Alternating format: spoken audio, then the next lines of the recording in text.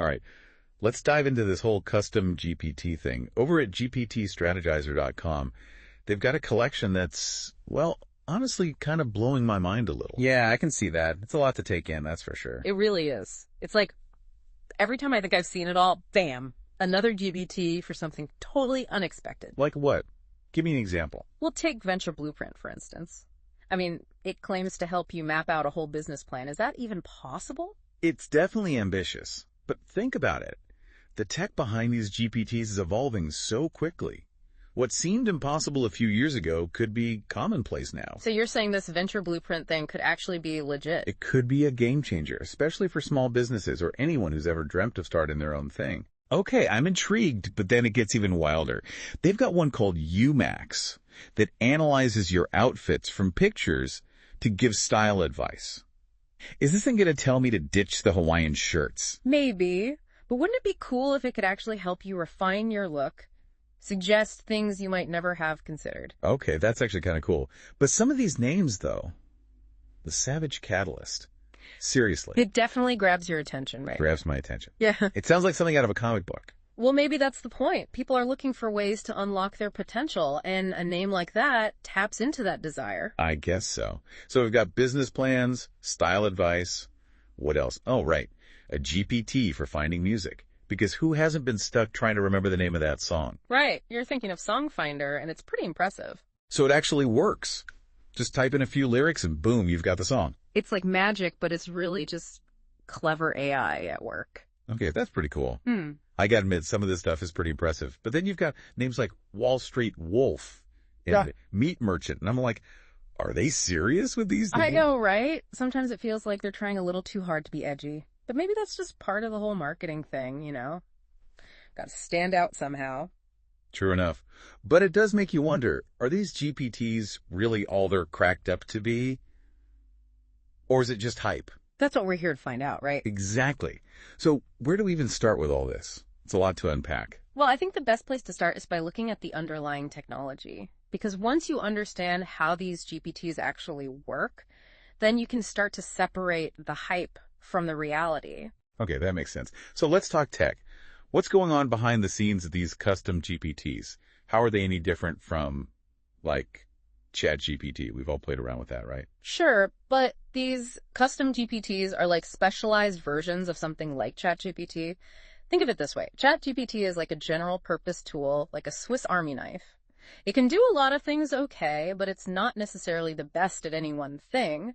But these custom GPTs, they're like having a dedicated tool for each specific job. Okay, so instead of a Swiss Army knife, it's more like a whole toolkit. You've got your hammer, your screwdriver, your wrench, each one designed for a specific purpose. All right, I like that analogy. So we're talking about specialized AI, each trained on a specific data set to perform a specific task. But how does that actually work in practice? It's all about the data. See, these custom GPTs are trained on massive amounts of data that are specific to their area of expertise. So, for example, Drinkopia, that GPT for creating drinking games. It's been fed a steady diet of drinking game rules, party themes, you name it. So it's like sending a GPT to college, but only for drinking games. Kind of, but instead of frat parties and all-nighters, it's all about algorithms and data processing. And the more data it's fed, the better it gets at its specific job. So it's all about the training data. Yeah. That makes sense. But with so many of these custom GPTs popping up, it seems like everyone and their grandma is creating one. And that's not necessarily a bad thing. In fact, it's kind of amazing when you think about it. We're witnessing the democratization of AI. It's no longer limited to big tech companies and research labs. So you're saying that with the right tools and know-how, anyone can create their own GPT? Pretty much. And that's what makes this whole field so exciting. Okay, I'm picking up what you're putting down, but let's get back to these GPTs on GPTStrategyzer.com. We've talked about Venture Blueprint, UMax, Songfinder, the Savage Catalyst, but there's a whole bunch more. There are, and they run the gamut from the practical to the, well, let's just say, interesting. Interesting is one way to put it. Like, do you want fries with that? What even is that? Well, the name is pretty self-explanatory. It's a GPT designed specifically for fast food restaurants. You're kidding, right? A GPT that just tries to upsell you on fries? It's more than that. It can personalize recommendations, offer deals, even help with order accuracy. Okay, so maybe it's not all about the fries. But it does seem like some of these GPTs are more about novelty than actual usefulness. I think that's part of the experimentation phase we're in. Not every GPT is going to be a home run, but even the ones that seem frivolous can teach us something about the technology and its potential. So it's all part of the learning process. Exactly. And the more we experiment, the more we learn, the closer we get to unlocking the true potential of this technology. And that potential is, give me the elevator pitch, why should we even care about custom GPTs? Because they have the potential to revolutionize the way we live, work, and interact with the world around us.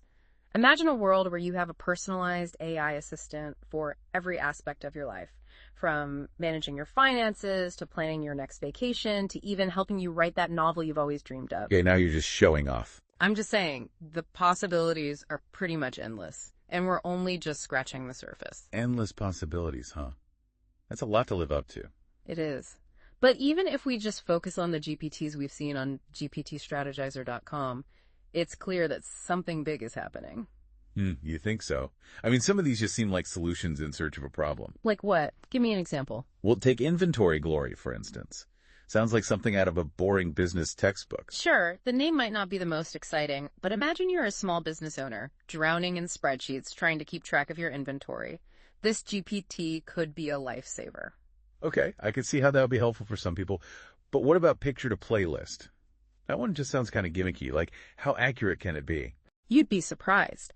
It analyzes the photo, the colors, the composition, even the facial expressions of the people in it, and creates a playlist that matches the mood.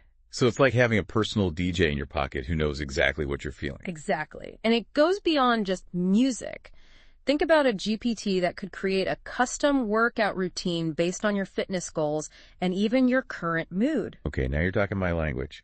A GPT that tells me to skip the gym and order pizza because it knows I've had a rough day? Sign me up. Maybe not skip the gym entirely, but you get the idea. It's about personalization, about using AI to create experiences that are tailored to our individual needs and preferences. I like it. So we've gone from building business plans to picking out workout routines. Is there anything these custom GPTs can't do? Well, they're not sentient or anything like that. They're still tools, but tools with incredible potential. Tools that can write poetry, compose music, even diagnose diseases. It's kind of mind-blowing when you think about it. It is. But with all this talk about what AI can do, we also need to talk about the ethical implications. Oh, right. Like, what happens when these GPTs become so good that they start replacing human jobs? That's a valid concern, and it's something we need to be having open and honest conversations about.